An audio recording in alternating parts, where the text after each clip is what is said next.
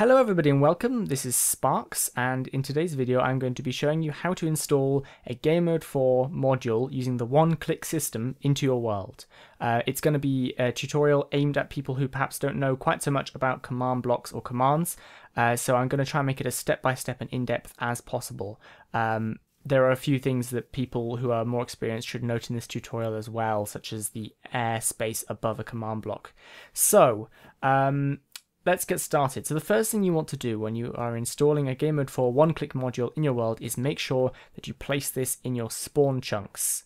So the spawn chunks are the area around the place where you first spawn when you create the world, or where if you die and don't have a bed, you appear when it says your bed was missing or obstructed. So pretty much everything we can see here is in the spawn chunks. It's a few hundred blocks in every direction. If you want to double check that for some reason, if you want to double check that the area you are working in is in the spawn chunks, you can throw an item on the ground. You can walk away by going through the nether, or you can walk 270 blocks or more in one direction away from this item.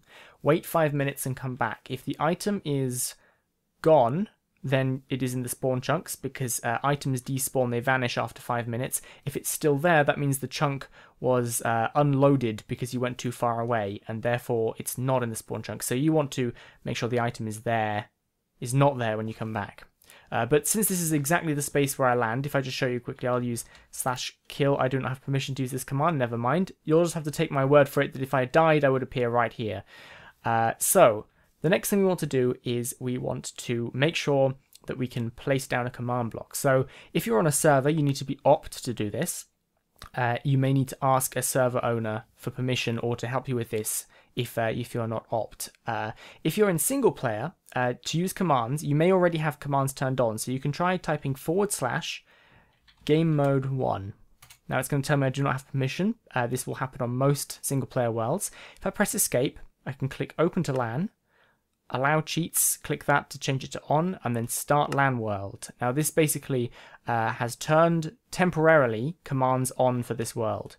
So the next thing you want to do is /give @p Minecraft::command_block and press enter. So this is going to give us a command block. We can place this down by right clicking.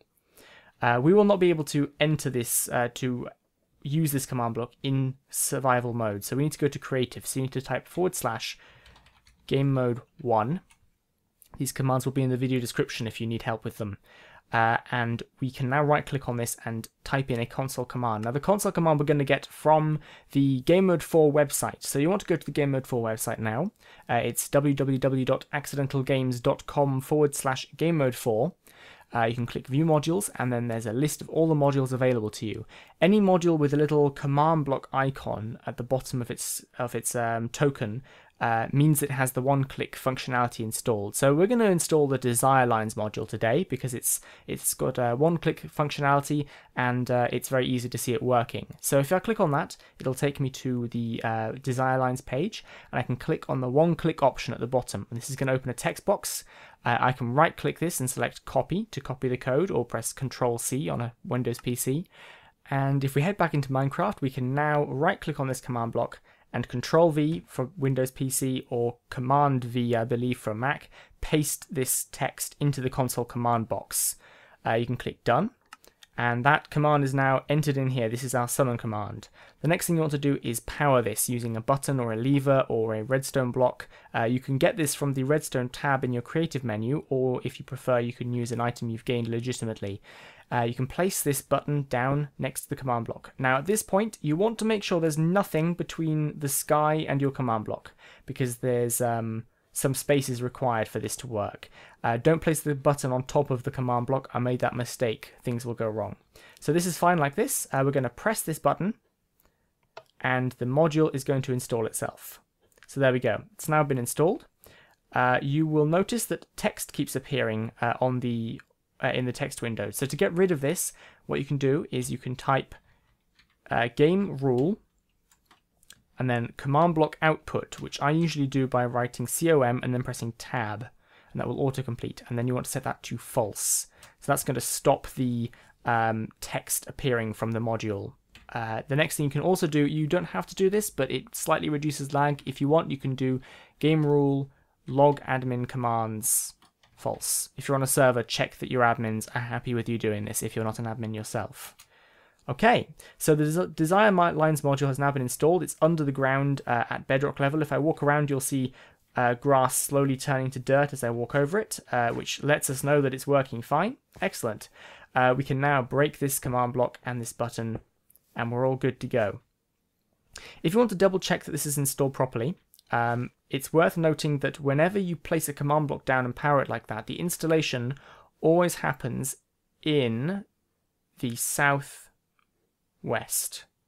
I always say that wrong, I'm sorry, it's actually the northeast. So if our command block is here, if this dirt block is a command block, then you can expect the module to be installed in this direction. So you can see on my facing of the F3 screen, it says northeast. You can press F3 to get this information. So our module will have been installed here under the ground. So if you want to check this, you can actually do game mode 3. This will set you to spectator mode. If you press the crouch key on your keyboard, which is by default shift, you can sink into the ground. And if we go down here, you can see where the module has actually been installed. So we can go down here, we can see that there are comparators blinking and there's no lava or anything that's spilt onto this module, so it looks fine. Plus we just tested it manually to make sure it was working, so we can, I think, safely say that's installed. You can go back into game mode 1 to go into creative, set yourself down, delete anything that you got from your creative menu, delete any crafting tables from yourself by you can just click on an item and drop it by clicking here and it'll just vanish from your inventory. And then we can go game mode 0 to go back to survival, and we're all done. The module's installed, we're back in survival, and as soon as you log out if you're in single player, the commands will be disabled once more and you can play as you normally would. So hopefully people find this useful. If you're installing more than one module, please make sure that you move forward a little bit. So we know our module is down here, so we want to move forward a little bit and just put our next command block here. So it'll be installed here and they won't delete each other. So hopefully people will find this a useful tutorial. If you have any questions or problems installing this in your world, just let me know in the comments and I will try and help you if I can. Thank you very much for watching and I'll see you next time. Bye.